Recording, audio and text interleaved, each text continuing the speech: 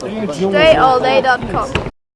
What's going on, everybody? Dre Baldwin, DreAllDay.com, and of course we know we're in the middle of the NBA playoffs right now. This subject actually just came into my mind this morning as I was looking at some highlights from the Cavs-Raptors Game 2 highlights, which was on Thursday night. And this is like a little in-between episode here. This is, not, of course, not a series recap or preview because we're in the middle of both series going on. So I want to know, once y'all hear what I'm talking about here, if y'all think this is something y'all want to hear me talk about more often or talk about with different players, because we know the NBA season is going to be over in about a month.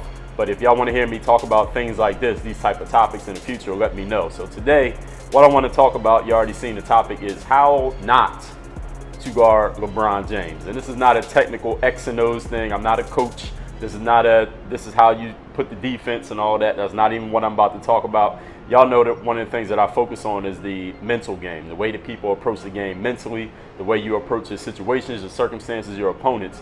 So it's something that I noticed when I was looking at the highlight last night of things that people keep doing when they get into it with certain guys or when they get into it with anybody that does not work. So I want to talk about that, and I want to know you all's feelings. I want to know you all's opinions on this. Here's the thing with LeBron James. We already know that LeBron is one of the greatest players of all time. I think it's safe to say that. He's got several MVP awards. He's got a couple championships. He's been, the best player in the league for a good chunk of time. I know Steph Curry's up there now. I mean, he's still in the top 5. I guess we could say LeBron's one of the top 5 players in the league for the last who knows how many years, 10 plus years. He's one of the greatest players out there. What happens is, this is what I see happening often, over and over and over again with LeBron James, is that these small forwards and wing players match up with LeBron James and they go into it with the wrong mentality where they can't win and they set themselves and their teams up to lose. And I'm going to tell you what this mentality is, because it's been happening in the playoffs this year, and it's happened over and over again. But there's also a way to approach it where you can beat a LeBron James team, and I'm going to talk about that too. And it's not that it's so simple as if you just think this way you're going to win. But let me explain what I mean. So looking at the game last night, I saw there was like this dust up where Kyrie kind of bumped into Biyombo. Biyombo kind of gave him a little forearm in the chest, and everybody did their little yapping, and then they separated both teams. They went to the timeout. But while that was happening, what happens a lot of times when you get the little dust ups in basketball is everybody comes in to break it up.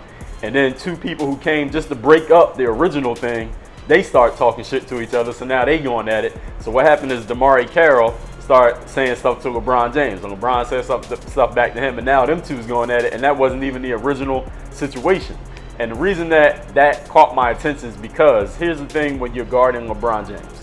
Since we know he's one of the greatest players of all time, since we know that most of the small forwards or wing guys who match up with LeBron James are not as good as LeBron James, they have nowhere near the skill level of LeBron, and there's nobody who can really guard LeBron James one-on-one. When you get into you make it into a one-on-one matchup, or you get into the shit talking with LeBron, or you make it personal, like I'm gonna get at LeBron. We say getting at him, like getting at somebody, like scoring on him or slowing him down, or just having a good game against that guy. When you make it into that, but you're going against someone who's clearly better than you, someone who clearly has more opportunity to cook you than you have to cook them, someone who is going to dominate his teams, is going to dominate the pace, the way the game goes for his team, when you are not, you're just a role player, you're already setting yourself up to lose. And on top of that, not only individually you're setting yourself up to lose, on team level you're setting yourself up to lose, because the key to beating the team with LeBron James on it is usually, I think, as long as LeBron James has been in the league, y'all can correct me if I'm wrong, the key is somehow, some way neutralizing LeBron James. So if you put your attention on trying to make it into a one-on-one thing, you get into the shit talk, and LeBron James ain't that big of a trash talker, at least from my observation, he doesn't seem to be. But if you go, any human being, you start talking trash to him in the middle of the thing that they do really well, that they obviously do better than you, you're going to step up their level of alertness. They're going to be a little bit more focused, and they're going to want to take it to you because you start talking shit to them. I mean, basketball is a competitive sport. Whether you're a trash talker or not, competition is competition. So one thing you should not do is get into the back and forth banter with LeBron James when you're clearly not at that level. Now, here's a couple guys I've seen do it. When they played the Detroit Pistons in the first round, you had the rookie Stanley Johnson. I mean, he made some comments that were, basically, if we just look at it neutrally, no matter who you're a fan of, ridiculous comments when he said, I know I'm in LeBron James's head. Like, dude, LeBron James was like, I think they showed a stat. LeBron James was like 8 for 10 from the floor for 18 points on like 65% shooting through the first 2 games of the series when Johnson was guarding him. Like, dude, no, you're not in his head. He's busting your ass, actually. He's dominating the game whenever you are guarding him. So the last thing he should have been doing was talking.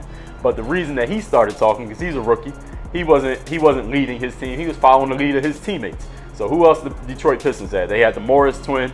I think that was correct. Now, y'all tell me which twin it was on the Pistons. I know it was Markeith and what's the other guy? I forgot the other guy's name. But anyway, the Morris twin was talking shit to him. And then Tobias Harris, who we know from a couple of years back when he was in Orlando, was talking trash to LeBron and lost.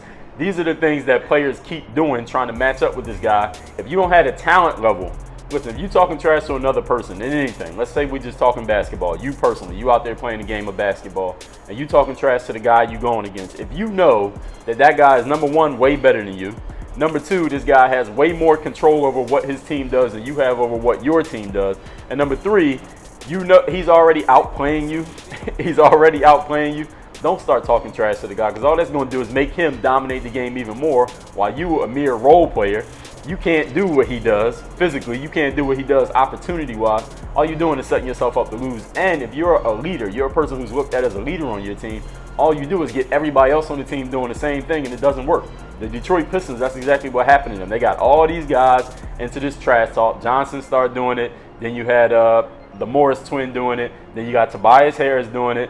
And I don't know what Reggie Jackson was doing, but he was probably doing some of it. And that led to their downfall, because they were all focused on, let me try to outdo this guy. Let me try to out-talk this guy. Let me try to show up this guy. But listen, they're better than you. So why would you even put yourself in that position? Now, if you think you can compete, I'm not saying all y'all out there, I'm not saying if you're going against a guy who averages more points than you, you should just go and play like a bitch and just get your ass bust just because he's better than you. If you think you can compete, then compete. But don't make it into a personal thing when you're not going to win. And it keeps happening over and over again with LeBron, and he always wins when it happens. Now, let me go to the flip side. How can you win when you're going against a guy like LeBron James, when you got a wing player who may be close to as talented or maybe more talented, or I don't think there's anybody more talented? How do you do that? Here's some examples that I'm going to point out of how you can do this the right way. Let's look at the San Antonio Spurs. When LeBron first went to the finals in 2007, they made it a team thing. They had Bruce Bowen guarding him, but Bruce Bowen wasn't talking trash to LeBron James. It was Bruce Bowen, and even in the media, Bruce Bowen never said, I'm in LeBron's head, or I'm going to stop LeBron, or LeBron didn't do this when I was guarding him. He never said that. What did Bruce Bowen always say? You could even look to a team like the Golden State Warriors last year. You could look to a team like the Spurs when they beat the Heat the second time they played in the finals. And Kawhi Leonard was guarding him. It's always the same thing. Look, it's a team effort. I'm going to guard this guy. You know, our whole team needs to be in on this. We're going to try to funnel him into the help. Even the Boston Celtics, when the Celtics beat the Cavs the first time LeBron was in Cleveland. It's a team effort. I'm going to guard him, but we're going to send him to the help. You know, not one person can guard this guy. Again, they're not fanning the flames. They're not trying to make it into a one-on-one me versus LeBron, because 99.9% of basketball players won't win that matchup. Actually, we can't even name one player who did win that matchup. You could say Paul Pierce won. You could say Iguodala won, and you could say Kawhi Leonard won the game. Even the Dallas Mavericks, you could say they won the game, but there was no one guy shutting down LeBron James. It's never happened. There's no series where any one guy just shut down LeBron. You do it as a team. So what you do, you say, look, you can, even if in your mind, you like, you know what, fuck LeBron James, I hate him, I'm going to shut him down. You don't go out and just saying that stuff, because all that's going to do is make him do more, make him go harder, and as he goes, his team goes. We all can see that. Kawhi Leonard, Andre Iguodala, even Paul Pierce, who is a trash talker, he still would say, listen, it's a team thing. We got a team here. We got KG, we got Ray Allen, we got Rondo, they had Perk back then. They had a great team defense. That's how they was beating the Cavs, not because Paul Pierce was shutting down LeBron James, which we know Paul Pierce couldn't do. And Paul Pierce knew he couldn't do it. He even admitted that. So it's not about making it a one-on-one thing, because all that's going to do is make you get your ass kicked more when you're going against a guy like that. The only guy I can think of who can match LeBron in talent close is Kevin Durant. And Kevin Durant don't have to get into that, because Kevin Durant can attack LeBron on offense the same way LeBron could attack him on defense. He's the only guy. I don't see anyone else who's even close to that category. So this is my take. This is my observation. Because again, like I told you, I'm not talking about the X's and O's. I'm not even talking about the stats. What I'm talking about is how you approach the game. A lot of players ask me about trash talk. They ask me about going against players who are bigger, stronger, or better than you. Players ask me about going against a guy who might have more advantages offensively, or a guy who may have more advantages defensively, and approaching the game mentally. I get asked that question all the time. It's a topic that I love talking about, as you can see.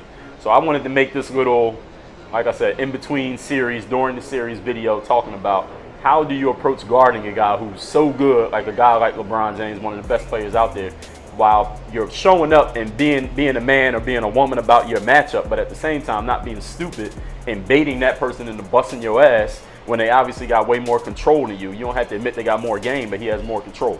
So that's what I think about it. Y'all let me know, number one, what you think. What's your opinion on this that I'm talking about? And number two, do you want to hear me talk about this more often on different topics when it comes to basketball, when it comes to different matchups, when it comes to certain players? And if so, number three, tell me who you want me to talk about. What specifically do you want me to talk about? If y'all can be, the more specific you can be in the comments about what exactly you want me to talk about, the easier it is for me to know what you mean, and then I can make a video about it if y'all want to see it. But if this is not interesting, it's fine. I'll still do the predictions and the recaps and stuff like that. I am going to do a game-by-game joint for the NBA Finals. That's definitely coming. The conference finals, obviously you can see I haven't done a game-by-game, but we'll see depending on which games happen. If it's important enough, or if it's exciting enough, or if I have enough insight that I feel like is valuable enough to share, then I will do it. But if not, I won't. But again, I want y'all to know, I want y'all to let me know what y'all want to see. Because if y'all don't want to see it, I ain't just doing this shit for my health. All right, everybody, work on your game. DreAllDay.com. What could you not do with more confidence? Less attention to the negativity of other people, more focus on your goals than nothing else, and not letting unfortunate circumstances slow you down. Would all of those help you out? Well, go to DreAllDay.com/bulletproof. Check out my new 8-week course called Bulletproof Mindset. Get started, and I'll see you over there. Work on you. If you're on Snapchat, hit me on the Snap. My Snap name is @Dre Baldwin. You already know how that works. And I got a podcast, if you didn't know. It is called Work on Your Game. It is an everyday podcast where I talk about getting yourself into the right mindset, that bulletproof mindset. Getting yourself seen, heard, known. Getting the exposure you want and making things happen in your life instead of waiting for things to happen to or for you. Subscribe to that podcast. We're on iTunes, SoundCloud, and Stitcher. Make sure you check it every single day. Make sure you're subscribed so you catch the heat. Work on your game. Dre Ball. I feel like Dre Ball. I feel like Dre Ball.